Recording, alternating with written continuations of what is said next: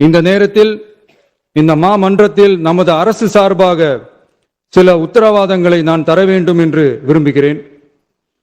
தமிழக வெற்றிக் கழகத்தின் கொள்கை தலைவர்களான தந்தை பெரியார், பெருந்தலைவர் காமராஜர், அண்ணல் அம்பேத்கர், வீரமங்க வேலு நாச்சியார், மக்கள் சேவகர் அஞ்சலை அம்மாள் ஆகியோரின் வழிகாட்டுதலுடன் இந்த மக்கள் அரசு மனசாட்சி உள்ள மக்களாட்சியை தரும் என்று உறுதியளிக்கிறேன். சமூக நீதி, சமநீதி, சம வாய்ப்புடன், உண்மையான உறுதியான ஜனநாயகத்துடன், மதச்சார்பற்ற சமூக நீதி கொள்கைகளுடன் இந்த அரசு நடக்கும். அதில் சிறிதும் மாற்றமில்லை. நம்முடைய இந்த ஆழமான நம்பிக்கையை மனதார நம்பி வாக்களித்த அனைத்து இயக்கங்களின் தலைவர்களுக்கும், அந்த இயக்கங்களை சேர்ந்த மாண்புமிகு உறுப்பினர்களுக்கும் மீண்டும் நன்றியை தெரிவித்துக் கொள்கிறேன். எம்மதமும் நம் மதமே, எல்லா மக்களும் நம் மக்களே, இதில் வாக்களித்தவர்கள் வாக்களிக்காதவர்கள் என்ற பாகுபாடே இருக்காது.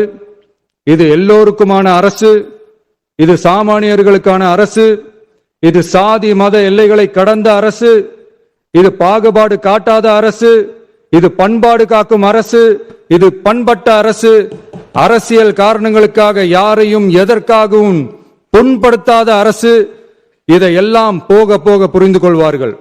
எனவே துள்ளி எழுந்து பதில் சொல்வதை விட எதிலும் துணிச்சலுடன் செயலாற்றி வெற்றி பெறும் அரசு இது. பதவிக்காக அதிகாரத்துக்காக அமைந்த அரசு அல்ல, நம்பிய மக்களுக்கு நன்றி கடன் செலுத்துவதற்காக அமைந்த அரசு.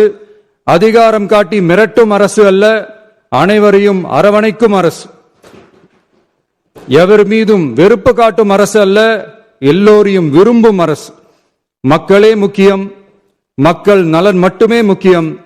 அதுவே எங்கள் ஒரே நிலைப்பாடு. எனவே மனசாட்சி உள்ள மக்களாட்சிக்கு ஆதரவளித்த அனைவருக்கும் மீண்டும் என்னுடைய நன்றியை தெரிவித்துக் கொள்கிறேன்.